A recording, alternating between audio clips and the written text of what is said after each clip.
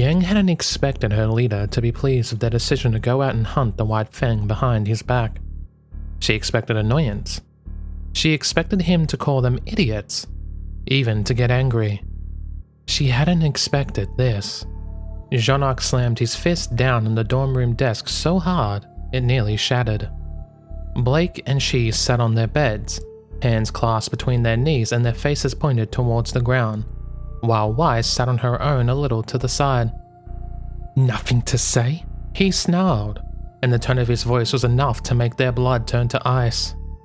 "Nothing about why you were missing last night? Or why I have a message on my scroll from the headmaster about my team fighting against terrorists in Vale?" Yang rubbed her thumbs together, but spared a glance to her partner. Blake's shoulders were stiff, and her eyes were locked onto the floor. "You promised me, Blake," Jaune hissed, and Blake, who turned to stone where she sat. Her golden eyes peeked up, only to find themselves trapped by his. "Is this how much your promises are worth? Is this how much I should trust you?" "No. No. But you lied to me."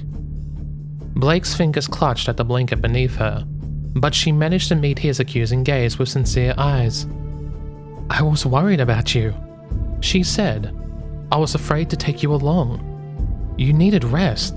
The doctor said so." Ravenlock swayed as Blake shook her head. "I didn't want you to get hurt by taking you out. That's why I—" "Bullshit!" Jaune roared and punched a plaster on the nearby wall. It splattered and fell in a light rain around his fist. "If you wanted me to rest, then you wouldn't have left me awake all night worrying where you all were. And if you were afraid of anyone getting hurt, you sure wouldn't have taken anyone else along on your stupid crusade." Blake's head lowered, and the girl seemed to shrink into herself. "You couldn't wait a night, or let someone else, could you? No. It had to be you, and it had to be tonight, and held to whoever else you dragged into danger along with you." She couldn't take it any longer, not when her partner was being berated so. She surged to her feet and felt her eyes flash red. "Now wait just a minute," she yelled. "Blake did it because she cared about you, not from pride. You've totally been wiped lately. Sun almost kicked your ass in that spa. Besides, it's not like we're a bunch of incompetents. We're as strong as you, even when you're in full form. We're good enough for this." "Oh, great," Jaune said as he flung his arms in the air. 3 teenage girls out after dark on a school night. I bet the White Fang is fucking terrified. She winced at his harsh language, if only ever because he so rarely swore. Even so, she squared her shoulders and forced him with a smile cockier than she actually felt. "We handled it, okay?" "Okay?" Jaune retorted. "Okay doesn't end with you all scrapping it out with giant robots, Yang. Okay doesn't get you nearly killed." "But we weren't nearly killed. Bullshit." Jaune swore again, eyes glaring as he visibly tried to restrain himself. "If you, of all people." He paused, as though he reconsidered what he was going to say. "And what if it hadn't been okay, Yang?" he asked, tone ice cold. "What if you had messed up and it nearly got them killed? Would it be okay then? Are you prepared to take the responsibility when your carelessness ends up with it not being okay? Would you be prepared if that same carelessness nearly got Ruby killed by a pack of Beowulfs?" Her heart almost stopped and something gripped it with icy claws as she shook her head and stepped back. "No, that wasn't. Ruby was. She hadn't meant to. It had been a mistake." Her legs hit the mattress and she fell down onto it. "Enough!" Weiss roared and stood up. The white-haired girl stepped forward to stand between Jaune and them, her arms held out. "Blake and Yang are not responsible for this," she said. "I won't have you shouting at them. If you want to blame someone, blame me." Jaune turned to face Weiss. "Are you telling me," he heaved, "that it was you who took him out into danger?" Yes. Weiss nodded. If anything, it was I who approved the plan, and I even stick to it even now. Blake came to me for help because she was worried and didn't want to place you in risk. It was I who decided we should go. Blake has no fault here. And you nearly got killed. We had an official huntsman with us. And did you know he was going to be there in advance? They hadn't. Weiss had to concede that point with a flustered curse. Exactly. You went in thinking you'd be more than enough to deal with a few crooks, and instead you got Roman Torchwick. He could have killed you all. But he didn't, because you lucked out and had a huntsman come to your rescue. If it wasn't for him, you'd be dead. A helpless feeling shot through her heart at that, especially with how close to the truth he'd unknowingly come. Weiss hadn't admitted it yet, and probably wouldn't. But the only reason she was still alive was because that White Fang guy had saved her. If it wasn't for him and Crow. Yet you're absolutely fine with you and Blake going on your own? Weiss retorted. Oh great. The mighty Jaune come to save us from all our troubles. We should all be so thrilled as to listen to his grand plans. Ha, don't be ridiculous. How would that have been any safer? It would have been safer. He snarled. Because I wouldn't have been so utterly stupid as to go into the building. Because I would have looked at what was taking place and acted in our best interests. In Blake's best interests. And backed away when I saw Torchwick. I wouldn't have rushed in and risked their lives like you did. I wouldn't have sacrificed them on the altar of some personal vendetta. It was a low blow, and Yang gasped at hearing it. Weiss stepped back, as though she'd been slapped. I didn't do it for that. I would never risk my team's life for something as stupid as pride. Incompetence, then, he said. Running in to fight Faunus terrorists is one or the other, so take your pick. Either way, you could have gotten them killed, and the first I would have known would have been Ozpin waking me up to tell me you were dead.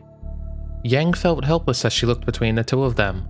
Her legs felt like jelly and she couldn't stand. But watching him tear into Weiss was just as horrible. She felt like a frightened child, trapped between her parents as they argued. Stop it! Blake cried, stepping out from behind Weiss where she'd almost been hiding. Please, we're a team, and teams don't fight like this. Sit down, Blake. Jaune snapped. No, and stop treating us like children. Blake complained. You're not my real dad, so I don't have to. I said sit down, Blake. Jaune roared, so loudly that Blake instantly did, leaving Weiss alone to stand against him. I may not be your father, but I am the leader of this team. You may be supposed to follow Weiss's guidance when I'm not around, but not into disaster. Weiss's hands clenched into fists and her ponytail swung dangerously as she shook her head. Disaster? She laughed. We stopped Roman Torchwick in his tracks. We recovered stolen Atlas goods and closed down a terrorist outpost. I dare say we did a damn sight more than you did when you were helping Blake. And what of the targets you've painted on your backs? You think someone like Torchwick's just going to ignore you now that you've ruined his plans? You don't think he knows where you live? Yang winced. They hadn't thought of that at all. But what was the risk? He was out there in Vale and they were in Beacon. Besides, with their jobs they were bound to be enemies anyway. And it wasn't like they hadn't pissed him off before when they had saved Jaune at the docks. Attack us? Weiss chuckled. I think he'll be too busy picking up the pieces of his little operation to even think about attacking Beacon. Her smug smile died when Jaune ground his teeth together. He muttered something beneath his breath, and she knew she heard the word idiots involved. Yang squirmed in her seat, unsure if she should say anything, and if so, what? The decision had been an impulsive one, and looking back on it, she wasn't sure why or what had made them agree. They'd just gone with the flow. Besides, in the end, it had all worked out. You have no idea, do you? Jaune growled. No idea whatsoever. You just play with fire and hope you don't get burned. and now I'm going to have to save you from yourselves on top of everything else. You, Wise seethed, equally cold, are not expected to do anything. That seemed to make Jaune snap. Oh? Am I to leave it to you then? Let you march yourselves to your deaths without me? Sure. Go for it then. I seem to recall you were dying to be leader after all. We weren't in any danger. Stop lying to me. He shouted directly at her. Do you think I'm useless? Or just so stupid that I can't see the truth? Neither! Wise slammed a foot into the ground as her voice rose to meet his. I'm as confident in my skills as I am in everyone else's here. Maybe you could stand to be the same. Or is it that you don't trust us at all? Trust. Jaune laughed, voice rising higher and shriller still. I had hoped I could trust you not to get yourselves nearly killed the moment I looked away. But maybe I should have trusted you to find trouble instead. Blake went back on her promise and betrayed my trust in her. And the two of you went along with it behind my back. Blake flinched, and Wise seemed to notice. Their heiress's righteous anger only burned hotter. Stop blaming everyone else and start taking responsibility yourself, she shouted. And stop shouting at us. Maybe if you hadn't been exhausted and weren't constantly sleeping around like some stupid man whore, then you would have been in condition to go and we would have brought you along. You shouldn't have gone in the first place. I had to. Blake would have gone, and Yang would have joined her, and I wasn't going to let them go alone. I did the best I could. Your best isn't good enough, Jaune shouted, though that wasn't what made Wise flinch. You nearly got them killed. If there had been any danger to them, I would have done something. Wise hissed. I would die before I let either of them be hurt. Like that's any— Yang winced at the volume, and her eyes only cringed open when she realized Jaune wasn't going to finish. He was silent. Too silent, as a nameless reaction crossed his face. You would die, he whispered, the only thing heard in the moment before he laughed. It was technically a chuckle, but there was no humor in it.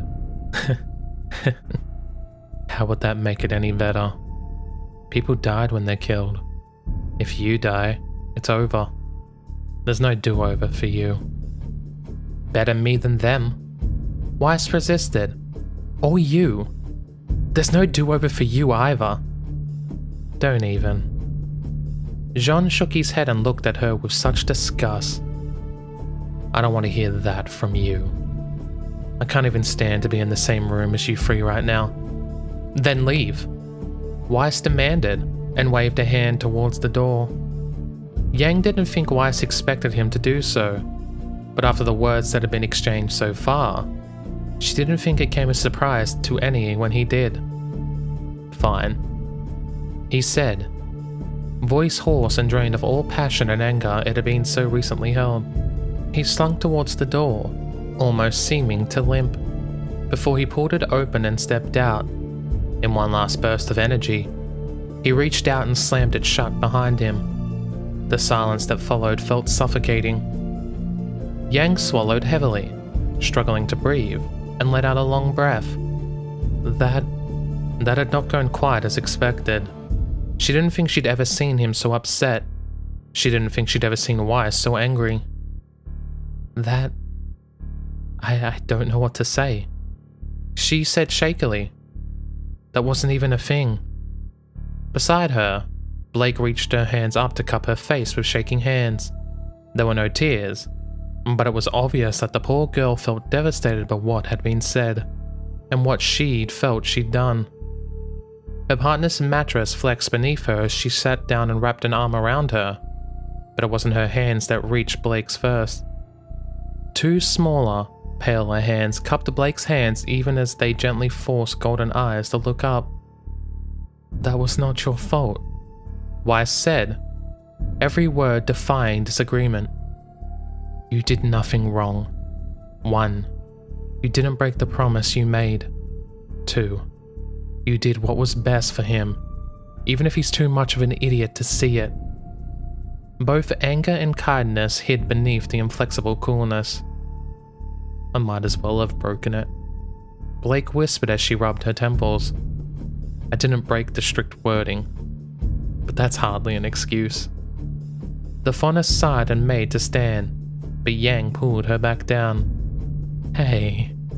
Yang smiled for her partner. It'll be okay. Blake's returned smile was weak, but at least it was there, and the normally quiet girl leaned into her as a little thanks. That gave her a chance to look towards Weiss, who seemed less in control. The heiress shivered where she stood, hands clenched into fists and teeth grit together so hard Yang feared they might shatter. She looked like a volcano about to erupt. A weak knock sounded on the door, almost nervous as the wood creaked open. Silver eyes peeked in, before a small face followed once she saw there was no weapons about to take her head off. Hi? Ruby whispered, as Nora crept in behind her. Is this a bad time? Heard the noise, I take it? Yang sighed. Heard it? Nora managed a small grin. I'd be surprised if all a beacon didn't hear it. Ren calls me loud, but you guys? Yikes. Yang laughed in embarrassment, as one hand came up to rub her hair. Yeah, she supposed it had been pretty loud. Hopefully it wouldn't be all over Beacon by lunch. In a way, it reminded her of some of the dressing downs her dad had given her, and it even came with a terrible feeling afterwards. Heated words were exchanged. Yang grinned. Some things were said, more were shouted. I had to shout. Weiss turned to them with a furious expression. He didn't seem capable of listening otherwise. How dare he act like that? What gives him the right to act like he can tell us what to do? Well, he is your team leader. Irrelevant. We didn't do anything wrong. It's our job to stop criminals, and that's what we did. Half the time he doesn't even seem to care about being a huntsman at all, let alone a team leader. So I don't know where he gets off acting all high and mighty now. Ruby opened her mouth to say something, but clicked it shut a second later. Weiss looked like she was waiting for someone to speak, just so she could lash out. In the end, when no one did, she sighed and looked away. Forget it, she said. I'm going to go cool down and forget about that idiot. Weiss stormed to the door, and for a moment, looked like she might slam it shut. Then she seemed to recall he had done the same, and closed it with meticulously careful click. They could still hear her feet angrily stomp away though. Well, Yang let out a quick sigh. That happened.